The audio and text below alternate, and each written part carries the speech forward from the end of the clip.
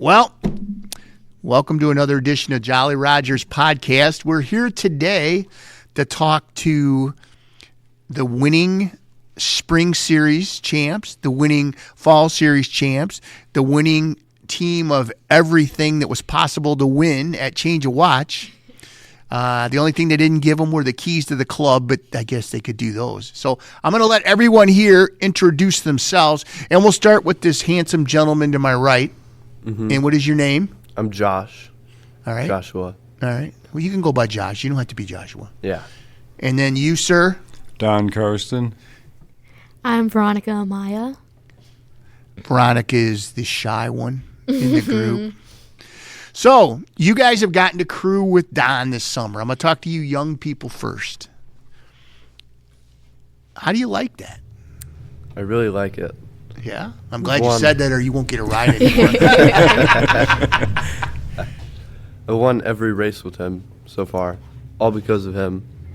And then he's also been teaching me how to sail on my own too. I think for the last 3 or 4 races, I sailed on the Excite and FJ for the races. Okay. And I did pretty good. I think I got 3rd place with my Excite and 2nd. And then I also sailed on the FJ with another person named Tom. Okay. And we did good. I did good with him too. What about you?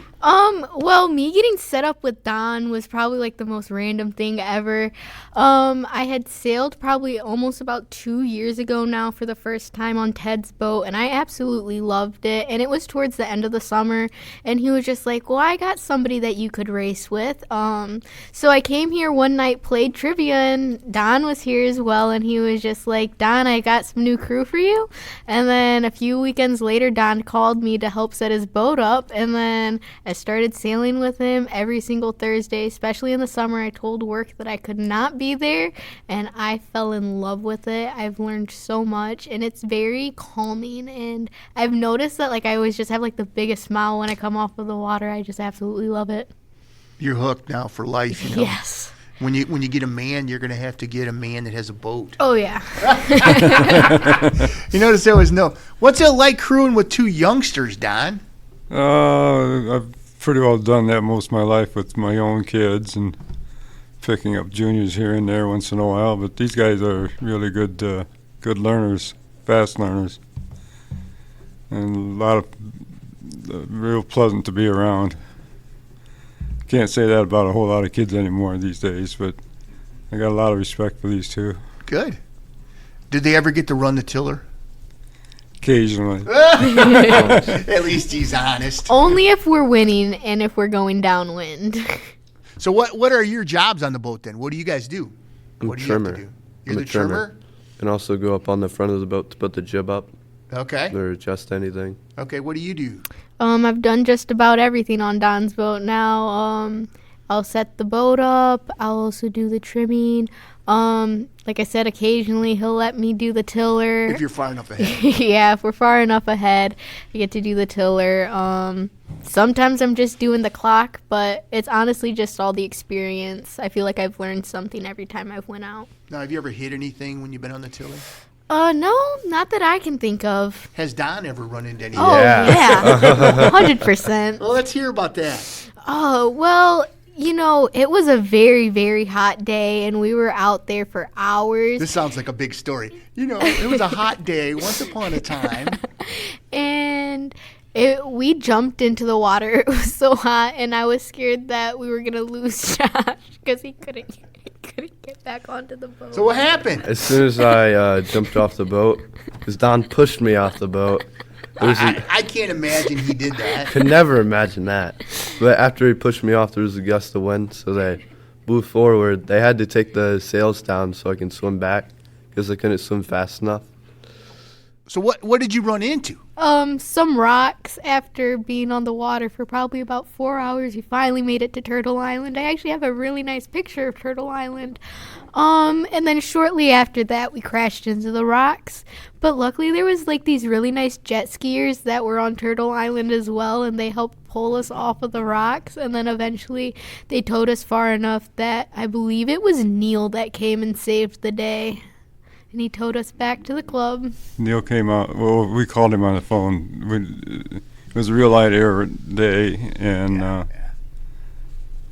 we knew he was leading. He was the only one we knew was left in the race, other than us. So I called him up, and he motored out and picked us up, and towed us back. Broke the gudgeon on the rudder, so I had to hang on to the rudder trying to steer it coming back. Yeah. But we had it fixed for the next Thursday night race. Which you probably won, right? We did. Yeah, that's not a big surprise. Yeah, that's a problem when he gets light air. That can really affect some stuff. People don't understand that can be worse. 'Cause you got no steerage. Right. You're just drifting around under the hot sun. Josh was walking back and forth just trying to figure out where to jump in the water because I told him, he asked if he could jump in. I said, yeah. So he's walking back and forth. Where should I jump in? Where should I jump in? Where should I jump in? I said, pushed him. It's right here. He said, just go. His eyes about came out of his head when he went in. Do you have a video on that, Veronica? I wish I did. Oh, okay. I mean, I can see it clear as day in my head, though.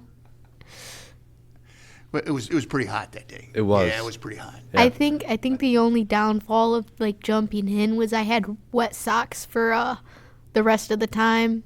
Why didn't you take your socks off first? Because I really didn't think about that, honestly. What do you have socks on the boat anyway? Because I had my shoes on, and then like I just took my shoes off, but I guess didn't think to take my socks off. Don didn't teach you about don't jump in the water with your socks on?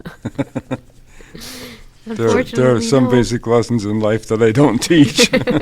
So what's your success for winning all those races on the river? It's Don. Yo, it's all Don? You're not doing anything? Oh, no. You guys are helping. You know, I think he's really good at He tells us what to do. Tiller. Yeah. He tells us what to do. But I think towards the end of the season, we got really good at knowing when to trim the sails in and when to let them out. So I think I also learned how to read water. That was pretty cool. I knew when a puff of wind was coming. That takes a little while to figure out, doesn't it? I mean, I know you've done it for so long, but It's just natural for me to do it anymore. I mean, I know I never could figure that out either. And then I don't know. Finally, this last summer, even myself, I was out with some people. I said, we got to move out. What?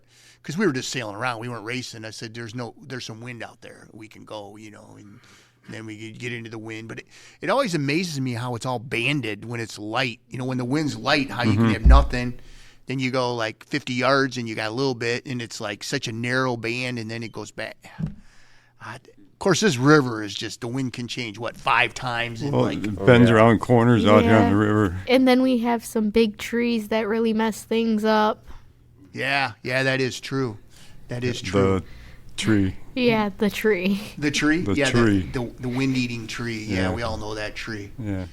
So what's the craziest thing that happened out here this summer? Not the wreck thing. I mean, but during Thursday nights. Well, it wasn't a. It doesn't have to be a I would Thursday. say it wasn't a Thursday, but it was the cattail regatta, and it was actually it was my first one, and it was so windy. Well, I mean that was probably nothing, but it was it was my second time being on a boat, and I just remember the boat would heel over, and I was just trying to crank the sail trim, or why I can't remember what they're called. Winch. Yeah, the Which winch. you didn't do fast enough. And I'm just halfway into the water, I got the worst, and I never burn ever, but I got the worst sunburn of my life. But it was fun. I had a really good steak after. But They that throw was, a good party down there. that was probably one of the craziest days on the water because we were heeling over pretty crazy. So, Don, the National Catalina 22s are coming this year to Michigan. Tell us about your winning. How many times have you won the Nationals? The 22 Nationals, one time in the general class and one time in Spinnaker class. Okay. And I've won Nationals in 2 other classes. What do you get when you win that? They give you a Trophies. flag? A trophy? Flag trophies, yeah. Nationals is usually some kind of a keepsake trophy, and then they've got a big 4-foot tall trophy that they engrave your name on that stays around for forever. Then, did you have the same crew on each time, or was it a different crew each time? Pretty much a different crew every time. When we did the Spinnaker Nationals, we were out in California for that. I had to fly my crew out for that. Half the crew, the other half drove the boat out. And then on the way back, the crew that took the boat out flew home, and the crew that flew out drove the boat home. Where did you have to take the boat back to? We were in California, Mission Bay, San Diego. That's where. But how did you get the boat out to San Diego? We towed it out. Oh, okay. It's a long drive. That is a long way Yeah, towing your boat. couple thousand Was it the miles. Rumb Runner? Yeah, How long have you had that boat? since about '78. Now, those of you who have never seen the Rumb Runner, if you would see it, just look at it, you would say, I'm not going on that boat. First time I went out with Don, like he was asking the guy crewing to give him duct tape. And I was like, oh my gosh. Then I go down below and he says, don't step there, you might go through the bottom. And I'm thinking, what did I sign up for? And then I said, we won every time. I was like, wow, this isn't what I thought. Pull on that little line up there. You know how he has those little lines? I don't even know what those are for. What they look like strings or? No, don't pull that one. You pulled it too much. I'm like, so yeah, it's amazing. But when you look at your boat, but you stripped everything out of it. That's just weight, right? It's totally class legal. I know. But yeah, I stripped all the excess stuff that we don't need because it is weight. And what we do have on the boat that we need, such as running lights, the clamp-on portable kind for like dinghies and so on. And I put them down in the middle of the boat, right down in the cabin. So it's compressing the weight to the middle of the boat. And the engine doesn't run. Yeah, well, But sometimes, you have to have an engine, right? Yeah, have to have it for weight. If you don't have an engine that I think the minimum weight is 40 pounds. So if you don't have if you got a 2-pound outboard, you have to put corrector weights on the back of the boat. So that equalizes things out. Okay. It does run though? Yeah. Not when we needed it to, though. I've never seen it run. I remember docking with that's the thing. Your experience, you can dock. I know you don't even need the engine. Yeah. I was told a long time ago, I was sailing with a friend that had a 35-footer that brand new boat. It was the first regatta we were sailing it in. And he had to leave Saturday night. Had a family emergency, but he said, go ahead and take the boat out. I said, well, what about docking it when we get back? It's just take it slow. So if you do bump something, it doesn't scratch too much. I said, okay. So that's basically what we do. Just bring it in slow. And rock the boat. With no engine? Or did that have an engine? Well, it had an engine, but it wasn't working at the time. Yeah. I think that's a sailboat thing. Yeah. So what is it like when you go to a national? Like how many boats, how many people are there? Well, depends on where it is. First couple. How many will be up here in Michigan when they have? I would guess 30, 35. But it's fallen off because back in the heyday, when we sailed in New York the first time and Chesapeake, we were looking at 60 boats on the start line. That's a lot of boats in the It's same a lot class. of boats, long start line. 35 is a lot in the same class on the start line. Yeah. Now, to win, is it a series of races or is it one race? How does that work? It's a series. In our class, we run actual national championship races are Monday, Tuesday, Wednesday, and Thursday. They usually run 2 to 3 races a day. Oh. Yeah. So it's quite a grueling. So you're running probably 8 to 10 races, and that's how they determine the winner based on aggregate points? Right.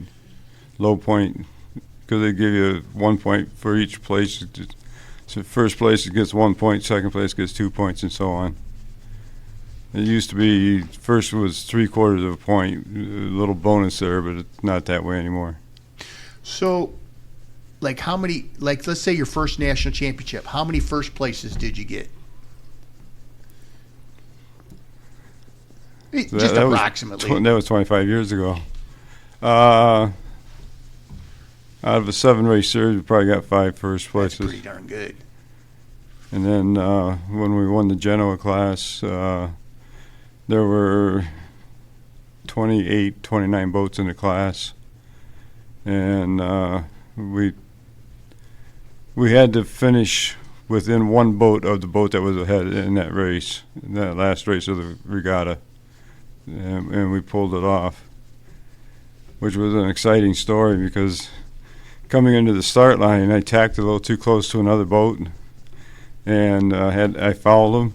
Oh. So right off the bat, we ended up doing a 720 to exonerate ourselves. Well, we got to the weather mark. We were like 18th place. Oh. And we're going downwind. We were sailing along, and we picked up about 4 or 5 boats coming downwind. Went back upwind the second time.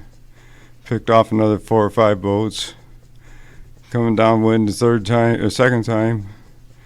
Picked off more boats, and by the time we got to the leeward mark, we were 3rd place, from 18th down to 3rd. And all we had to do was finish. We couldn't let any more boats between us, just one boat between us and the leader of that race. And we picked him off, and so we ended up with a 2nd in that race and ended up winning the Nationals. It was quite exciting. That does sound pretty exciting. Yeah. So then how long is it, like when you have a 22, like how long are the races, like the actual race? How long does it last, each race? They try to keep them about an hour. Okay, so it's not too bad. Hour You're and not a half. Okay. Yeah. Of course, depending on the wind speed and. Yeah. There's a lot of variables to it, as with anything in sailing. Josh keeps asking me questions. Don, what about such? It's like, that depends. That's my standard answer with him is, that depends on such and such. So Now, can anybody enter the national 22s, or do you have to have so many races under your belt, or how does that work? as far as being experienced, it doesn't really matter. You can walk off the street. The thing that matters is you have to own a boat, or have to own the boat, and have to be a member of the National Association for 30 days prior to the Nationals. Then your boat has to measure within limits to be one design. So, could you possibly go there with a Catalina 22 and it not measure? How would that work?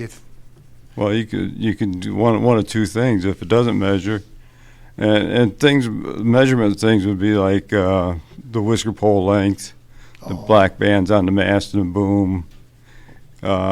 Used to be the battens had to be a certain length.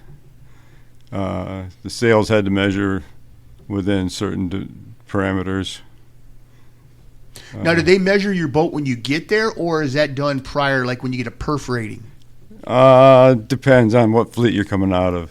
Some fleets have a measure at their home fleet. They'll get a measurement certificate, and all they have to do is show that to the measurer when they get to the Nationals. And some, like here, we don't have a measurer anymore. We can do our own and sign off on it, but I'll take all my stuff up and let them measure it. That way it's not showing any bias. Yeah, I can see that. What's the craziest national you ever sailed in? Where was that? Craziest. Bad weather, fast, no weather, no wind, stuff like that. We've had such a variety of things. I've sailed so many nationals, I can't remember each one. How many have you sailed, do you think? Probably around 18. Wow. That's a lot. And that's with the Catalina. Plus I've sailed other classes, probably another 5 or 6 different classes. Now, are you always, if you're on a boat, are you always going to be on the helm? On the tiller, I should say? I am what you call a tiller hog. Once I get the tiller in my hand, I don't think about anything else. as far as giving it up or trying to teach or anything. I'm concentrating on driving the boat. So if you're going to race with somebody like that, you're going to be on the tiller. What if they told you no? Would you go with them? Oh yeah. Okay. Yeah. But why would they do that? I mean, with your experience, I'm just saying, what if somebody was hard-headed and said, nah, I want to do the tiller? Well, sometimes it's class rule again. Catalina 25 is a class rule that the owner driver. Oh. It's like in the 22s. And the 123 class that I sailed in, I think that was owner driver also, because I didn't drive that one. I just trimmed and. So no one else can drive, or you have to drive a percentage of the time? You can be relieved temporarily. Okay. So if you need to relieve yourself, you can be relieved. Yeah. Oh, okay. Yeah. Exactly. So, but you're going to run the tiller then, huh? Yeah. Yeah. You said that was the way in the 22s also, or no? Yeah, it is the way in the 22. You have to be the owner and a member of the National Association and the driver. So you couldn't borrow somebody's boat and say, hey, I'm going to take your boat up there. You couldn't do that. You couldn't. I could. Well, I'm not saying that. Well, how could you? Because I'm the owner of the boat. You're not. Unless you own a Catalina. If you own the Catalina 22, we did that before. I went out to California and borrowed a boat, chartered one out there, and went and sailed the Nationals out there. How did you do that not owning it? I owned my own boat. Oh, so do you just have to own a 22? You have to own a 22. It can be a derelict sitting on a trailer someplace. I gotcha. As long as you have paperwork that says that you own it. Okay. I misunderstood that part. Okay. Sorry Okay. about that. Well, that's all right. So if you own a 22, then you can sail a 22. Yeah. Okay. All right. So are you guys having fun? Yeah, definitely. 100%. You looking forward to this next season? Absolutely. You think you're going to get another win this year? 100%. Without a doubt. I got to tell you, you were giving Neil and I such a beating. Neil took his boat out of the water to see if there was some kind of growth on it or something. He was convinced. There was something going on. Oh, the red boat? Yeah. Oh. I don't know. It was pretty grimy looking on the bottom of it. No, I just think we stunk at sailing it. I think your sister's, I had to clean her bottom of the boat. It was filthy. Yeah. I mean, it was just all brown and black with mud, so I had to clean it all off. Even though boats are made to be in the water, they're allergic to water. Just know that. Is that why you don't keep your boat stored in the water? Yeah. Yeah. How much weight does that add by storing it in the water? Like on your boat, I know it's a weight thing, right? That's why you don't store it in the water? Well, it's a weight plus it keeps it clean by not storing in the water. The only time you see me rubbing on my boat is the hull when I'm putting the speed coat on. But does it keep it? Does it retain water by sitting it in the water like that? Oh yeah, it'll hold. Fiberglass will absorb water. So how much weight do you think it saves by just putting it in on the day of? Doesn't matter. It's here that it matters. I got a psychological advantage over everybody, and it boosts my psychological. You just more knowledge. You told me a story one time, and I don't think we recorded it, about racing, about how people used to, you would change boats. Do you remember telling me about that? Oh, I don't Tell remember. me that again. We did what we called a round robin race. We had 4 Catalinas out there, and the first round would be the owner, normal crew, and the third crew would sail their own boat, and then we would rotate.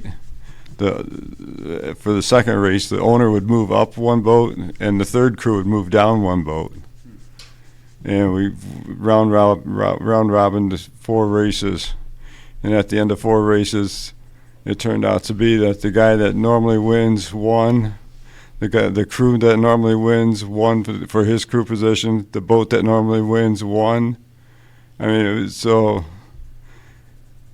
doesn't matter what piece of equipment you're getting if you know how to use it. See, that was the thing that impressed me the most is that fact that it had to do with the captain and not necessarily the boat. Yeah. Because you know things, and but the thing is, you've done this long enough. You know things you can't even tell people because you don't even know why you know at this point. That's right. You just, I don't know. I just know. One time I had asked Don a question and it took him like about 2 weeks to answer it because he really had to think about it. Because he was just like, I don't know, I just do it so naturally that it took him literally 2 weeks to answer the question. A lot of experience. Anything else you guys want to talk about for the season? I always like talking to the winning crew. Anything you guys want to add? That Don's just an amazing teacher. I mean, we did a race one time where he had to do like a 360, I think twice, and we still won. That was... What did you do that you had to do 360? Well, one time we hit the mark, and then I think we accidentally cut off Neil. Yeah. Almost ran right into him. Yeah. Yeah? And then we still won. Yeah, that always like salt in the wound when somebody gets penalized and they still beat you. It's like, I don't know, that's what I think anyways. You know, you get penalized and then they still beat you. All right. Well, it's good talking to you guys. Thank you very much for coming in. I wanted to hear about your success. I look forward to seeing you guys on the lake and seeing the back end of your boat again this year. Thank you I'm very sure that's much. what'll happen. Thank you very much for doing this. Thank you, Trey.